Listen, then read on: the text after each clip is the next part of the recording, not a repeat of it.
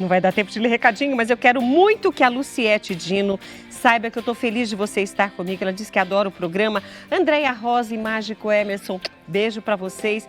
Kelly Batista, boa tarde. Kelly, fica comigo, porque o Oski está aqui. Você sabe que você é apaixonada por papel, ele está aqui. Daqui a pouco tem artesanato. A Maria Conceição... eu tô tão feliz, Maria Conceição, que você tá sempre comigo. Carla Fogliene, junto com a gente, lá de São Paulo. Vê se Sara, viu, menina? Eu sei que você tá dodói. A Maria Conceição com a gente. A Marli Stefani Machado, linda, que saudade de você. Também tinha sumido. A Solange Pinheiro, já mandei beijo. Maria Neide. E daqui a pouco eu leio mais recados, porque o assunto de hoje é muito importante. E eu quero apresentar nossas duas convidadas, né, aqui bem ao meu lado, para vocês identificarem a doutora Renata, advogada, e vai nos ajudar, né, doutora, com a parte jurídica, o que fazer, como fazer, a quem devemos recorrer, né, e de que forma a lei protege a pessoa que está vivenciando isso por um incêndio, seja ele criminoso ou não. Seja muito bem-vinda. Muito obrigada. E eu já apresentei vocês no comecinho, né, a doutora Cristina, pneumologista, aqui com a gente, também porque que a fumaça sufoca a gente, doutora, sufoca. Mas será que é só esse sufoco? Ou tem mais coisas que a fumaça pode fazer por nós e pode influenciar na nossa saúde? Seja muito bem-vinda. Obrigada. Todo mundo está sentindo, né? A fumaça, não tem quem não esteja sentindo ou comentando sobre isso. Crianças e idosos, principalmente. Mas eu quero que você saiba que a gente vai conversar com a doutora Cristina também, mas começamos com a doutora Renata, porque é bom que a gente já entenda aqui como que a gente deve agir. Por que essas queimadas estão acontecendo? Muita gente fala em incêndio criminoso, né? Pessoas que deliberadamente veem as folhas secas, o mato seco, vai lá e ateia o fogo para aquilo. Só que o começo é controlável, o fim dele não. Não. Né? Todo o trajeto por onde o fogo passa é impossível. Doutora, pode nos falar a respeito disso? Claro. Como você bem disse, Rita, infelizmente, grande parte do fogo que a gente tem vivenciado, ele é criminoso. O porquê que essas pessoas têm a intenção de colocar fogo, né, por enquanto, a polícia ainda não desvendou a questão. Essa época do ano, por ser uma época mais seca, a gente tem uma maior incidência. E este ano especificamente, né, além de estar mais seco, a temperatura está muito elevada.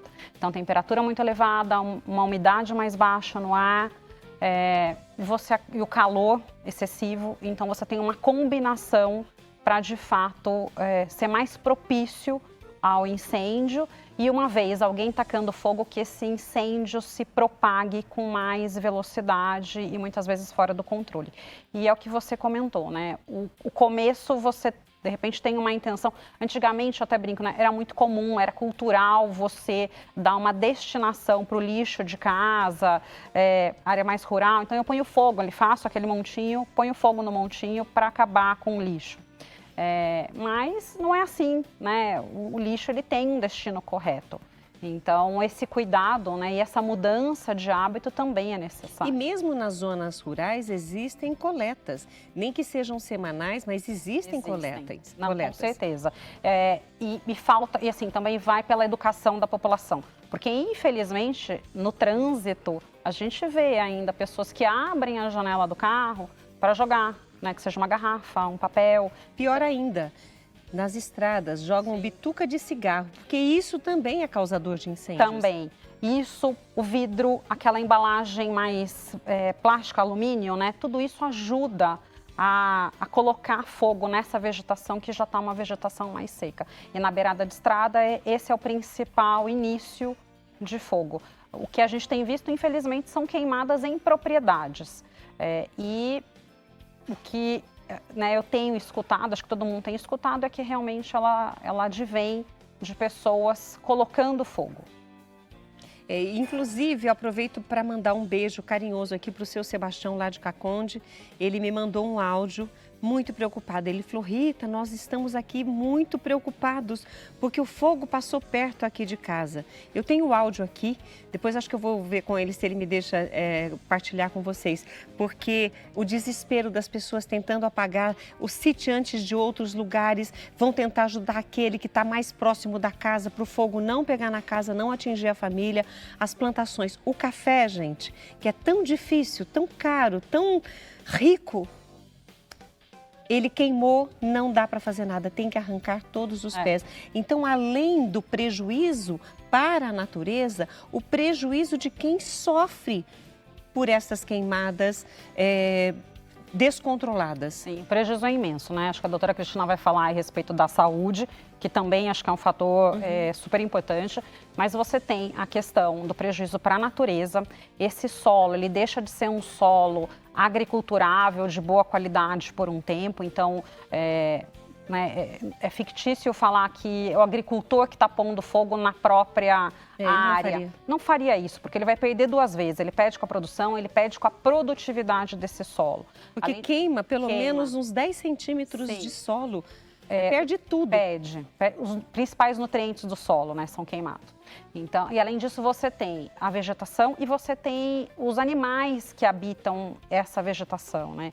E muitas vezes você tem propriedade rural queimando ou alguma propriedade. Isso vai para uma área de preservação permanente, que é aquela área próxima de rio que deve ser preservada, onde você tem inúmeros animais vivendo nessas localidades.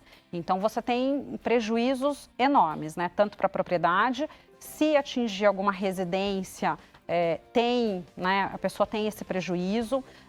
Uma outra coisa importante, todo mundo quer combater por conta desse receio, né? Vai atingir a minha propriedade, a minha casa, mas nem todo mundo tem treinamento para o combate a esse incêndio. Quer dizer, coloca a vida em risco. Coloca a vida em risco. Então, ou é inalando a fumaça, ou é não sabendo combater e, de repente, esse fogo vindo para a pessoa. Então, assim, você tem inúmeras questões que realmente é um risco, né? Acho que ninguém quer vivenciar isso. E daí, numa situação dessa, uma recomendação... Talvez você não resolva, mas você atenue ou postergue. Na sua residência você jogar água em volta, né? Porque se fala muito de aceiro em propriedade rural. O que é o aceiro? É um trecho onde você vai tirar essa vegetação para que esse fogo não propague, então de uma propriedade para outra. Quando você tem um vento muito intenso, esse fogo pode cruzar esse aceiro. É mais difícil, mas pode. Mas é realmente uma área seca, onde você não tem interligação da vegetação, para que esse fogo não vá se alastrando aí por inúmeras propriedades. Então, essa é uma prática comum em área rural.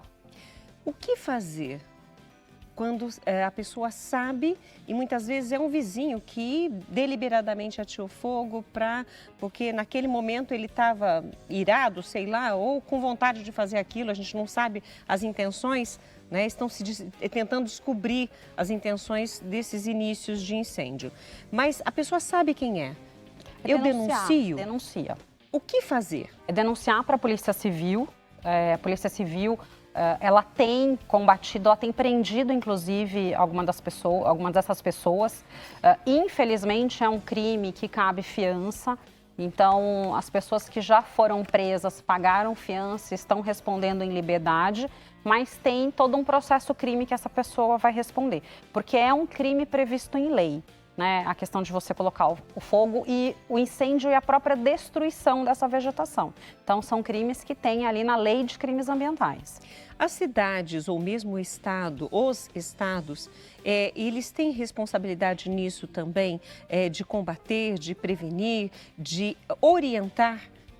E todo mundo, quando a gente fala de questões ambientais, a própria Constituição, ela fala que o direito ao meio ambiente é um direito-dever de todos. Então, direito/dever. Exatamente. Então, assim, todo mundo tem o direito a esse meio ambiente ecologicamente equilibrado, né? Ninguém quer viver num ambiente poluído e todo mundo tem o dever de preservar. A gente tem o hábito de pensar que é só o poder público que cabe essa preservação, mas não, cabe a todo mundo de forma individual, inclusive. Então, a gente tem que cobrar? Temos que cobrar do poder público. Ações de fiscalização, ação de conscientização, trabalhar com educação ambiental. Então, são deveres que, de fato, o poder público tem, mas cabe a todo mundo a fiscalizar, né? Se o vizinho está com alguma prática irregular, ou ainda que não seja o vizinho, alguém que você está passando na rua, na estrada, você está identificando alguém com uma conduta ilegal, irregular perante a lei, você fazer essa denúncia, porque você vai estar preservando. E a gente está aqui falando não só de queimadas nesse momento. De tudo. Falando das pessoas que param na estrada e jogam lixo, ou para fora do vidro do carro, como você colocou, aquele vidro que ao sol, sobre um mato seco, pode gerar Fica como fogo. uma lupa, né? É o efeito então, de lupa. Tudo que é feito em agressão ao meio ambiente deve ser denunciado. Sim, sim. Para a Polícia Civil num primeiro momento, e você tem os órgãos ambientais também, né, tanto o municipal, as prefeituras, quanto o CETESB no órgão estadual. Doutora, deixamos de falar algo importante dentro do que diz respeito à sua expertise como advogada? Não, eu acredito que não. Eu acho que é isso, né? Esse dever, que eu acho que é super importante, a gente não terceirizar, a gente ter a consciência de que é um dever nosso também, e a preservação das questões ambientais, né? Que fique para nós esse alerta. Nós temos o direito, mas também temos o dever. Mas o assunto continua. Agora, em relação à sua saúde, você que viveu esses momentos tão difíceis de respirar, com a casa suja, roupa, o lençol branco no varal ficou sujo, imagine seu pulmão. Então, a gente vai conversar também sobre isso com a doutora Cristina, mas vai ser daqui a pouco. Doutora Renata, continua conosco, por favor, e eu agradeço a sua participação. Obrigada, eu que agradeço. Intervalo, um copo d'água e a gente volta já. De volta com o programa Mulher.com, ainda falando sobre as queimadas e os prejuízos, tanto para a natureza, a ecologia de uma maneira mais ampla, mas também a nossa natureza humana, a nossa saúde. Para isso, nós estamos aqui com a doutora Cristina Bueno de Moraes, médica pneumologista, que é o primeiro que a gente sente e lembra, né? O pulmão, na hora de respirar, não consegue respirar e fecha a casa e abre a casa e não resolve. Doutora, seja bem-vinda mais uma vez. Obrigada. Quando nós falamos em queimadas e já citando a dificuldade para respirar, a gente não tem o que fazer. Para qualquer lugar que você vá, aquela fumaça te sufoca. O que fazer, doutora? Quais são os prejuízos dessa fumaça para o nosso pulmão, para a nossa saúde? Quer começar por aí ou por outro foco?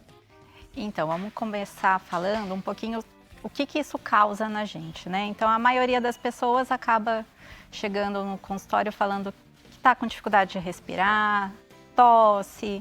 Mas o que exatamente está causando, né? Então, na verdade, a gente tem, em primeiro lugar, o tempo muito seco. A nossa via aérea, ela não está preparada para esse tempo tão seco. A gente chegou, questão de uma semana atrás, a ter uma umidade do ar menor que a do deserto aqui na região, né? Então, estava menos que 20% de umidade do ar. A nossa via aérea, ela tem uma certa umidade. Quando a gente respira, o ar entra ali pelo nariz, ele já tem uma umidificação até chegar no pulmão. Com essa umidade muito baixa, a nossa via aérea ela vai se sensibilizando, ela vai ficando mais seca e ela vai tendo algumas pequenas rachaduras, alguns pequenos machucados que a gente vai acabar sentindo. Então, começando aqui no nariz, todo mundo questionando do nariz seco, né? Sangramento nasal acaba acontecendo bastante. A nossa via aérea mais baixa, ela mais ressecada, a gente vai ter aquela tosse seca, irritativa. E aí tem a questão também da partícula mesmo, né? Então, a poluição, a queimada, tem um monte de partículas ali no ar. E aí ela acaba machucando a nossa via aérea também, desde aqui em cima até aqui embaixo. Aquele particulado, aquela fuligem, aquela coisa que a gente enxerga, vai acabar ficando preso aqui na parte superior, nariz, faringe. Posso fazer uma observação? As pessoas naturalmente têm pelos no nariz que ajudam a segurar tudo isso. As pessoas alérgicas, elas já têm uma dificuldade um pouco maior, tem menos dessa penugem no nariz que ajuda a segurar todas essas substâncias. Essas substâncias podem chegar no pulmão? Pode chegar. Então, as partículas maiores acabam ficando uma parte presa no nariz, aqui na nossa via aérea superior, mas principalmente as partículas menores, elas acabam passando ali a região da laringe, da traqueia, vai chegar até lá embaixo no pulmão. Então, a gente vê ali uma figurinha, então a região da laringe, aqui próximo da nossa garganta, acaba segurando a maior parte dessas partículas, mas partículas menores, os gases tóxicos, vão chegar lá embaixo. Então, a gente vê ali no finalzinho do pulmão, que são os alvéolos, que são como se fossem ali saquinhos que enchem de ar quando a gente respira, muito dessas partículas vai chegar por aí. Então, até a gente fala que quem fica muito exposto a queimadas, poluição, tem um pulmão que a gente parece um pulmão tatuado. É um pulmão que fica cheio de pontinhos pretos dessas substâncias que vão chegando até lá embaixo. Então, o organismo depois consegue eliminar isso? Boa parte não. Alguma parte a gente vai conseguir eliminar na tosse, então a gente tem como se fossem pequenos ciliozinhos ali na nossa via aérea, na traqueia, que faz com que essa substância suba e a gente expila na tosse, mas uma parte acaba ficando lá.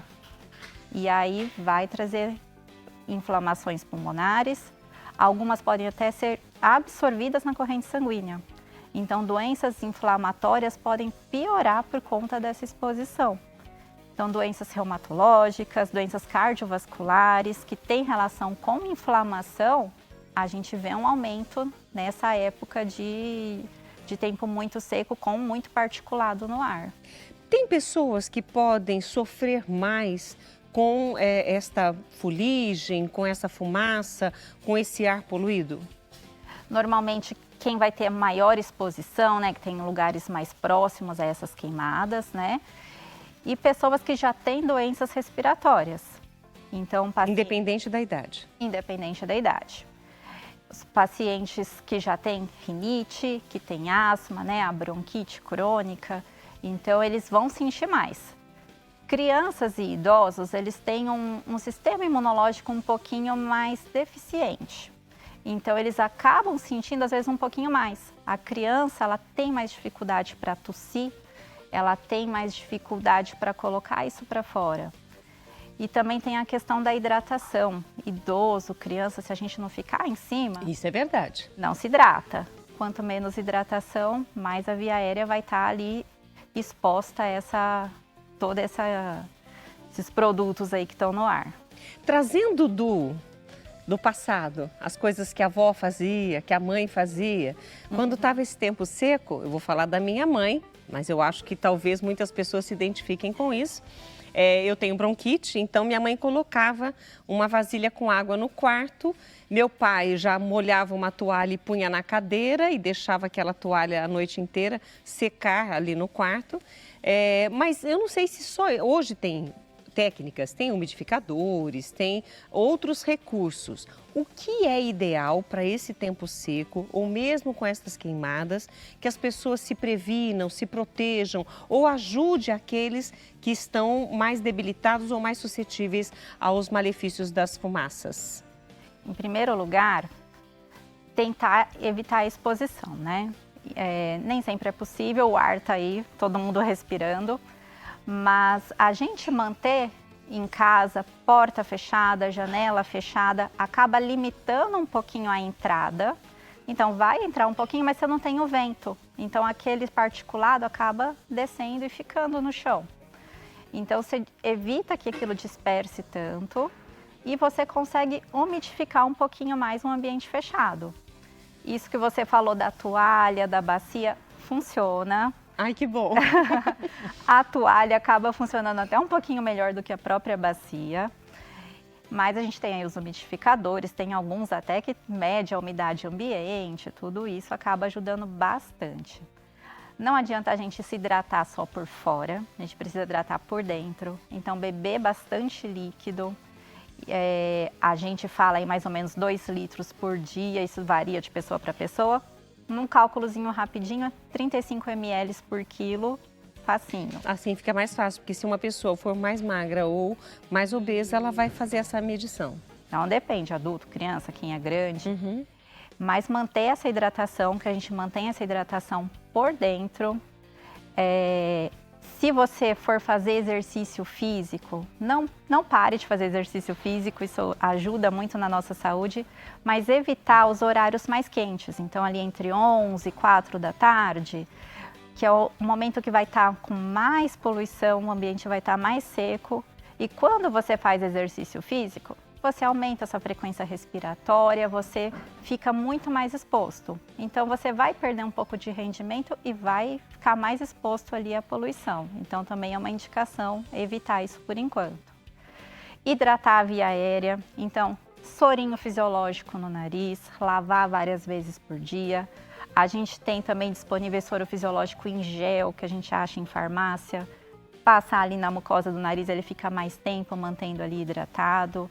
Hidratar a pele, que a nossa pele acaba... Com hidratante normal. Hidratante comum.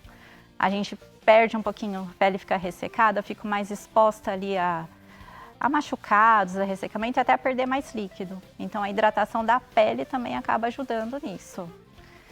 E manter sempre a saúde em dia. Então, se você tem asma, tem rinite, tem doença respiratória, manter seu tratamento, manter o acompanhamento médico para evitar ter uma crise nesse período.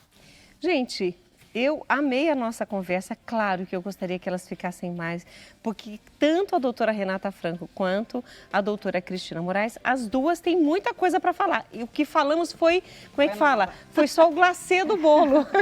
Teríamos muito mais. Então eu quero agradecer à doutora Renata por estar conosco, doutora Renata Franco, advogada ambiental. E hoje falamos sobre as queimadas, são crimes que afetam a todos. Sim. Doutora, muito obrigada por estar conosco, obrigada pela sua disponibilidade e conhecimento. Muito obrigada, eu que agradeço, foi um prazer estar aqui com vocês hoje à tarde.